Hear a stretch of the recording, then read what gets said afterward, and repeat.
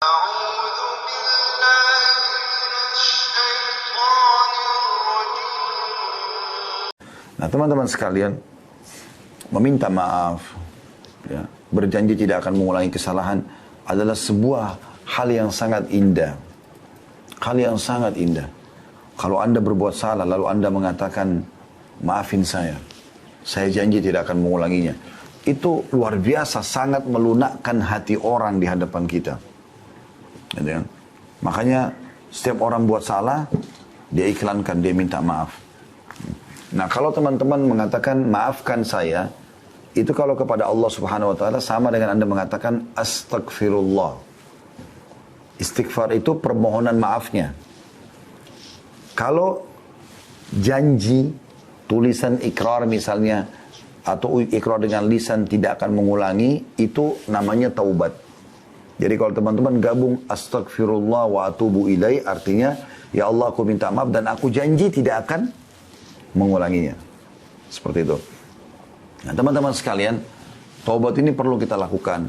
Karena Nabi SAW sendiri sebagai pimpinan kita dan utusan Allah mengatakan, aku beristighfar dan bertobat kepada Allah sehari, setiap harinya 70 sampai 100 kali. Seperti itu. Apalagi kita gitu ya. Padahal Nabi SAW sudah diampuni dosa-dosanya, tapi masih seperti itu. Nah, taubat ini teman-teman indah sekali. Karena dengan taubat, maka semua kesalahan Anda dimaafkan. Plus lagi, fasilitas yang terhalang karena kesalahan Anda akan diberikan. Contoh misal, Anda di kantor, Anda kerja. Lalu Anda buat satu kesalahan, misalnya telat datang, atau Anda tidak menyelesaikan pekerjaan atau apa saja. Lalu, cara yang terbaik adalah Anda minta maaf dan Anda coba perbaikin. Anda ajukan permohonan maaf, Anda janji tidak akan mengulanginya, lalu Anda janji juga memberikan tanggalnya atau waktunya ya, the time-nya itu akan diselesaikan. Maksud saya waktunya akan diselesaikan pada hari ini atau pada jam ini gitu. Dan ini tepati itu. Maka saya yakin nanti perusahaan akan memaafkan kesalahan Anda dan akan mencairkan semua fasilitas atau memberikan fasilitas yang sudah dijanjikan. Karena Anda lakukan itu. Seperti kurang lebih itu rasionalnya orang kalau bertaubat. Seperti itulah. Allah Subhanahu wa taala memerintahkan kita teman-teman untuk selalu taubat. Ini adalah perintah dalam banyak ayat Al-Quran, gitu kan. Dalam surah An-Nur misalnya, ayat 31, dan bertobatlah kamu sekalian kepada Allah, hai orang-orang beriman, agar kamu beruntung. Wa tubu ilallahi jami'an ayyuhal mu'minun la'allakum tuflihun. Ya. Allah SWT menyuruh itu. Kemudian juga dalam surah At-Tahrim ayat 8 juga begitu. Hai orang beriman, bertobatlah kepada Allah dengan taubat yang ikhlas. Ya. Ayyuhalladzina amanu tubu ilallahi taubatan nasuha. Jadi kan? Dan cukup banyak ayat-ayat Al-Quran yang membahas masalah itu. Begitu juga perkataan Nabi Nuh alaihissalam kepada kaumnya. Wa qul istaghfiru rabbakum innahu kana ghaffara. Dan Nuh pun berkata kepada kaumnya, mohon ampunlah kepada Tuhan kalian karena dia maha pengampun. Manfaatnya apa? Yursilis sama alaikum midrara. Maka dia akan turunkan dari langit air yang deras, maksudnya rezeki. Ya. Karena kalau hujan turun dari langit, maka secara otomatis akan hidup tumbuh-tumbuhan, hidup hewan-hewan, manusia pun bisa hidup dari situ. Semuanya bisa bergerak dengan adanya air. Wa yumditkum bi amwalin wa banin.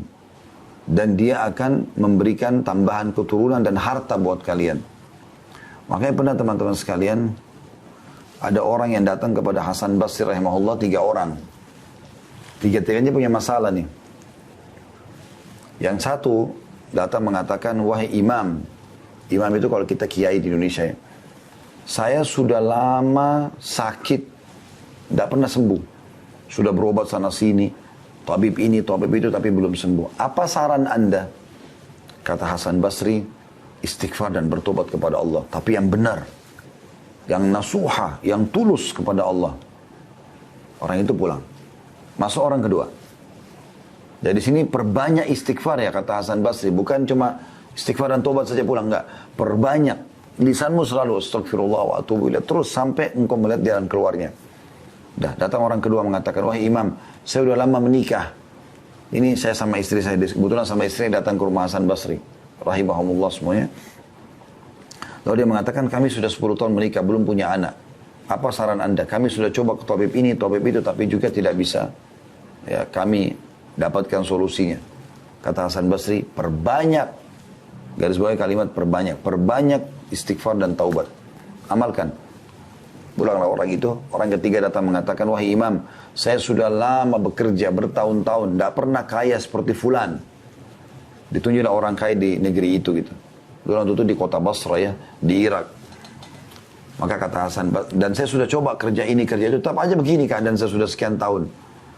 Apa saran anda, kata Hasan Basri, perbanyak istighfar dan taubat. Waktu pulang tiga orang ini, berkata pada saat itu teman-teman sekalian, murid-murid Hasan Basri, ada dalam atharnya dikatakan istrinya, bertanya, kenapa anda cuma menyuruh istighfar dan taubat, padahal orang-orang ini mungkin butuh sesuatu yang lain gitu. Maka apa kata Hasan Basri, tidakkah engkau membaca firman Allah subhanahu wa ta'ala, tadi dalam surah Nuh itu ya, Nuh berkata kepada kaumnya, wa qul istaghfiru rabbakum innahu kana ghaffara. Ya, Nuh berkata beristighfar dan bertobatlah pada Tuhan kalian karena dia maha menerima taubat hambanya. Yursilis sama alaikum midrara, maka dia akan turunkan rezeki yang banyak dari langit. Wa yumbitkum bi amwali wa banin, dan dia pasti akan menambahkan buat kalian harta yang banyak dan juga keturunan. Jadi luar biasa manfaatnya.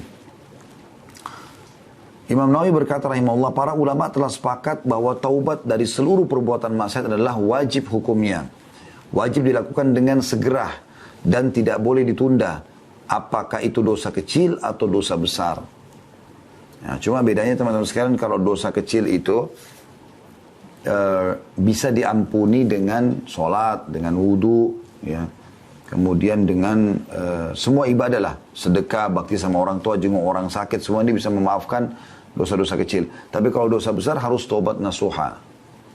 Artinya betul-betul kembali kepada Allah dengan tulus dan ikhlas. Imam Nawawi mengatakan syaratnya 3. Meninggalkan dosa itu seketika. Lagi zina berhenti, lagi riba berhenti, lagi bohong berhenti. Kemudian yang kedua menyesali. Dan yang ketiga berjanji kepada Allah tidak akan mengulanginya. Subhanallah, ini tidak sulit ya. Karena meninggalkan dosa itu bisa kita kerjakan setiap saat. Menyesal ini, kata ulama, semua orang yang buat dosa, Allah akan datangkan penyesalan. Allah datangkan penyesalan. Jadi penyesalannya itu semua muncul. Kayak orang habis berzina, orang habis menipu, hilang itu. Muncul itu rasa menyesal. Sudah ada. Kemudian yang ketiga, janji sama Allah tidak akan mengulanginya. Maka akan diterima taubatnya insya Allah. Seperti itu. Kita tutup teman-teman sekalian dengan beberapa sabda Nabi SAW, diantaranya, sesungguhnya Allah subhanahu wa ta'ala selalu membuka tangannya di waktu malam untuk menerima taubat orang yang melakukan kesalahan di siang hari. Dan sesungguhnya Allah membuka tangannya pada siang hari untuk menerima taubat orang yang melakukan kesalahan di malam hari. Begitulah terus hingga matahari terbenam dari barat. Ya, maksudnya di sini, terbenam, ya, terbit dari barat, sampai terbit dari barat. Hadits yang selanjutnya, Allah subhanahu wa ta'ala sangat gembira dengan taubat hambanya. Jadi Allah ini subhanallah tidak mau kita masuk neraka, mau kita masuk surga. Makanya dia sangat gembira dengan taubat hambanya. Dan kita tutup dengan ini teman-teman sekalian insyaAllah. Kata Nabi SAW, Allah lebih gembira dengan taubat hambanya dibandingkan seseorang di antara kalian yang membawa seluruh bekalnya di atas tunggangannya. Ya, digambarkan tunggang itu zaman dulu seperti unta misalnya. Dia bawa semuanya bekalnya. Kalau anda mungkin naik mobil di zaman sekarang, membawa seluruh harta yang anda punya, simpanan anda, bawa di mobil. Kemudian kata Nabi SAW, dia melewati padang pasir yang tak bertuan. Nggak ada orang, nggak ada hewan, padang pasir tandus. Dia jalan, kemudian dia capek, dia istirahat di bawah sebuah pohon. Pohon itu pun bukan pohon yang rindang. Kemudian dia tertidur, waktu dia bangun, dia tidak menemukan untanya sama bekalnya, hilang.